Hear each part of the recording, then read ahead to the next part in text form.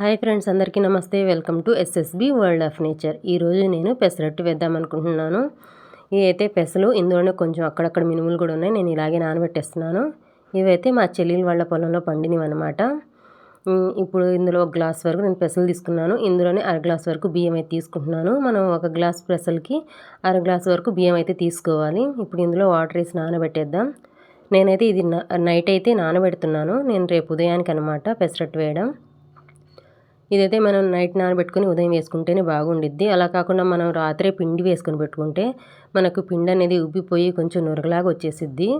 ఫ్రిడ్జ్లో పెట్టుకుంటే అంత టేస్ట్గా ఉండదు. అందుకే నేనైతే నైట్ నానబెట్టి ఉదయాన్నే అయితే ఇలా మిక్సీ పట్టేస్తాను. చూడండి, పెసలు బియ్యం అయితే నానిపోయినాయి. ఇవైతే ఇప్పుడు మిక్సీ పట్టేద్దాం. మీకు ఎవరికన్నా ఇలా పుట్టు అవసరం లేదు, ఇష్టం లేని వాళ్ళైతే కొంచెం పెసలు విడిగా అలాగే బియ్యం విడిగా అయితే నానబెట్టేసుకొని కొంచెం కడిగేస్తే మనకు పొట్టు అనేది పోయిద్ది. నేనైతే ఇలాగే నానబెట్టేసాను. మిక్సీ అయితే పట్టేస్తున్నాను. చూడండి, ఈ విధంగా మెత్తగా అయితే మనం పిండిని వేసుకోవాలి.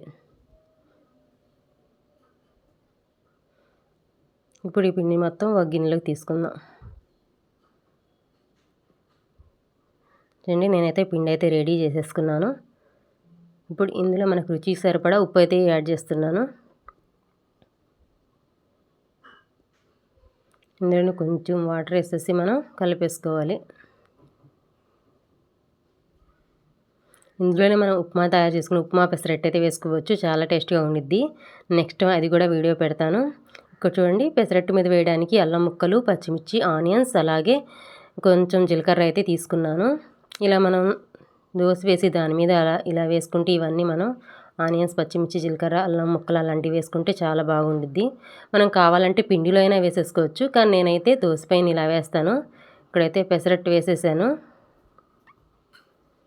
ఇప్పుడు దీని మీద మనం ముందుగా కట్ చేసి పెట్టుకున్నాం కదా ఆనియన్స్, పచ్చిమిర్చి, అవైతే వేసుకుందాం.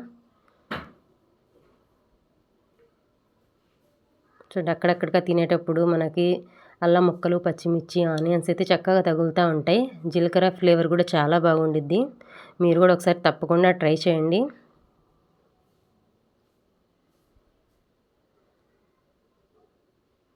ఇలా ఒకవైపు కాలిన తర్వాత రెండో వైపు కూడా మనం కాల్చుకోవాలి. నేనైతే ఇక్కడ వేసేసాను. చూడండి, చాలా సాఫ్ట్గా ఉండిద్ది, చాలా టేస్ట్గా కూడా ఉండిద్ది. మీరు కూడా ఒకసారి తప్పకుండా ట్రై చేయండి. అలాగే ఎలా వచ్చిందో కామెంట్ చేయండి. మా ఛానల్ కనుక ఫస్ట్ టైం చూస్తున్నట్టయితే మా ఛానల్ని లైక్ చేయండి, షేర్ చేయండి, సబ్స్క్రైబ్ చేసుకోండి. అలాగే మీకు ఏమైనా కొత్త వంటలు కావాలంటే కామెంట్ చేయండి. తప్పకుండా షేర్ చేస్తాను. Thank you for